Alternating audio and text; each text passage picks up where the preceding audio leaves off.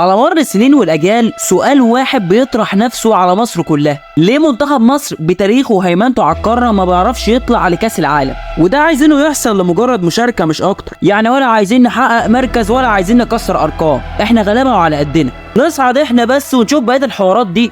لما جينا نراجع التاريخ ونشوف ان كان افضل وقت نصعد فيه لكاس العالم كان مثلا وقت الجيل الذهبي، وده لان فتره الجيل ده كان افضل فتره ممكن في تاريخ مصر. كان جيل كسبان افريقيا 3 مرات ورا بعض وعنده حاله من الاستجمام والثقه والاستقرار، يعني حاجه 100 فل و14، حاجه كده عامله زي الوجبه الغذائيه المتكامله، ما كانش عندنا غلطه. طب احنا ليه بقى ما صعدناش كاس عالم؟ بص، هو الحكايه بدات من التصفيات المؤهله لكاس العالم 2010 بجنوب افريقيا، والتصفيات دي كانت مجموعتنا زامبيا ورواندا والجزائر. قبل اي شيء احنا طبعا فهمنا ان الجزائريين هم اللي هيكونوا منافسين الوحيدين معانا على الصعود، وممكن نقول بنسبه كبيره احنا اللي هنوصل، وده لان المجموعه مش صعبه قوي واحنا كنا اقوى بكتير وملناش فيه بقى. المره دي لازم الجيل ده يلعب كاس عالم، يعني منتخبات زي زامبيا ورواندا مش هياخدوا في ايدك غلوه يا عم، وفرقه زي الجزائر اتعادل معاهم هناك وكسبهم هنا. بس السيناريو اللي حصل ما كانش السيناريو المرسوم خالص، وده لان اول ماتش لينا قدام زامبيا اتعادلنا معاهم 1-1 وفي القاهره،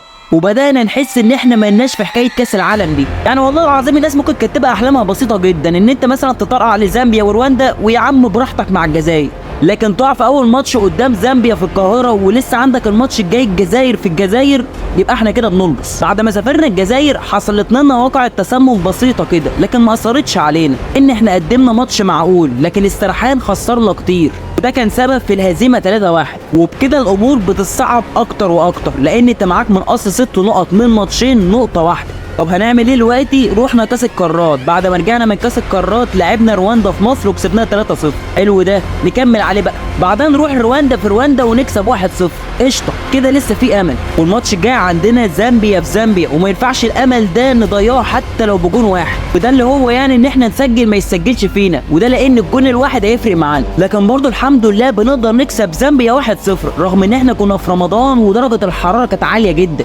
والله يا مسهل، احنا كده لسه ماتش واحد مع الجزائر على استاد القاهره، وعلى الجانب الثاني الجزائري الجزائر كسبانه رواندا 3-1، وده بعد تاخرهم 1-0، وبكده نكون ملزمين على الاقل نسجل هدفين على استاد القاهره بدون استقبال اي اهداف. الجزائريين صعبوها علينا اكتر واكتر، وده لان كان مطلوب في ماتش رواندا ده ان هم يخسرهم او يتعادلوا او يكسبوا 2، لكن السيناريو الاسوأ والغير مرغوب فيه دايما هو اللي بيكون حاضر، واحنا كنا ملزمين ان احنا نتعامل مع الموقف لان احنا اللي حطينا نفسنا فيه من الاول. كل ما كان الماتش بيقرب اكتر واكتر كانت الناس تحسسك ان احنا داخلين على حرب، يا قاتل يا مقتول. ردود فعل الناس انعكست على الواقع، وساعتها بيحصل حادثه ما كانش لها لازمه ولا كان وقتها اصلا، وده لان في بعض الناس ضربوا اتوبيس البعثه الجزائريه، وده خلانا طبعا نروح لقانون العقوبات، والبند الاول في اللائحه بيقول ان هيتم حرماننا من تصفيات كاس العالم 2014 اللي هتتلعب في البرازيل، غير كمان ان هيتم خصم نقاط، غير ان هيتم نقل مباراه منتخب مصر خارج العاصمه على بعد 120 كيلو. احنا يعتبر خدنا اخف حاجه، وغير طبعا التغريم المادي واللي وصل ل 700,000 يورو، وده كمان غير ان الاتحاد الجزائري رفض انه يصعد الموضوع، وكان ممكن يطلب ان الماتش يتحسم لهم 2-0، وهنا يعتبر الكلام الغير فعال انتهى، وده لان التركيز على 90 دقيقه هيبدا، وزي ما قلت لك ان دي حرب لا قاتل لا مقتول. ومع بدايه الماتش في اول 10 دقايق وبتحصل المفاجاه وعمرو زكي بيسجل الاول، وده كان لازم لان كانت تعليمات المعلم كانت واضحه بالضغط العالي قوي على الجزائريين، وده كان لازم يحصل عشان ما نديلهمش فرصه او وقت في التفكير. من الاخر احنا لازم نكون فعل، ما ينفعش في الوقت ده خالص نكون رد فعل.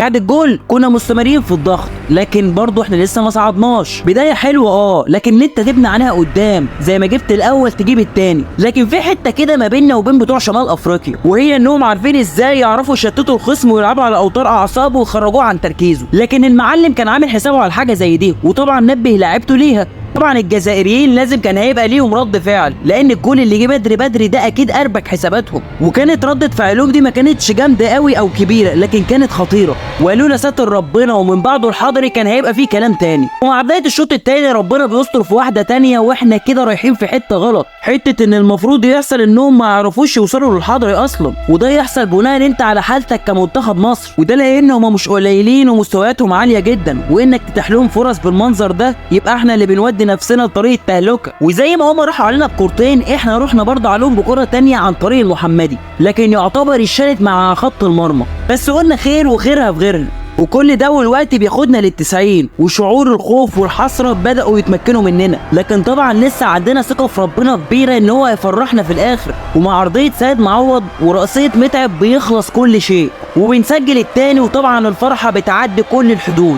احنا خلاص وصلنا كاس عالم بعد 20 سنة، يعتبر الجيل ده عمل كل حاجة. بس خلي بالك الماتش ده هنرجع له تاني في اخر الفيديو، ركز معايا. المهم خلاص فرحنا وانبسطنا واحتفلنا ان احنا بقينا في كاس العالم، لكن كان في شيء مصدم وما كانتش تعرفه بعض الناس، وهو ان الهدف الواحد على ارض الخصم بهدف واحد مش 2. احنا خسرنا من الجزائر في الجزائر 3-1 وكسبناهم في مصر 2-0، وغير كمان ان احنا متعادلين معاهم في النقاط، وكل ده في الاخر يؤدي لماتش فاصل في السودان. وطلع هنا ابو رضا وقتها اللي كان في اتحاد الكوره وكذب اي حد بيقول ان في تغيير في لائحه الكاف، وقال ان احنا كنا على علم بالقوانين لكن ما قرناهاش. ومن بعدها الناس شدت الترحال على السودان. بالنسبه لنا كمصريين اكيد الموضوع السفر للسودان في كلمه ونص، لكن الصدمه ان السودان كانت كلها جزائريين، وده كان فخ لينا كمصريين لان ما كناش متوقعين ان ده يحصل. الموضوع قلب بحرب بجد، والاعلام المصري والجزائري مستمر في المشاحنات، وده ادى لتوتر عنيف جدا بين الشعبين. ومع الاحداث اللي شغاله دي اكيد 100% في كارثه هتحصل. ومع الكلام ده طبعا كله عارفين ايه اللي حصل، ان كان 80% من ساحه الاستاد كان الجزائريين، وطبعا طبيعه الاجواء ما كانتش حلوه بالنسبه لنا وبالنسبه للاعيبه، وده لان في لعيبه صرحت بعد الماتش ان احنا كنا حاسين ان احنا بنلعب في الجزائر مش ارض محايده، وطبعا انعكاس الكلام ده على اللعيبه كان بالسلب،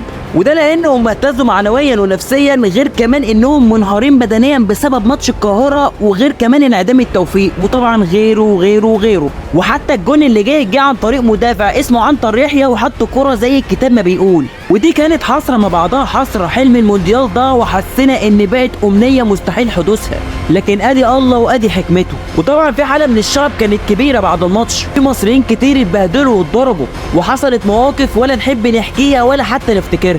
فاكر لما قلت لك ان في لقطه في ماتش القاهره هنرجع لها بس في اخر الفيديو؟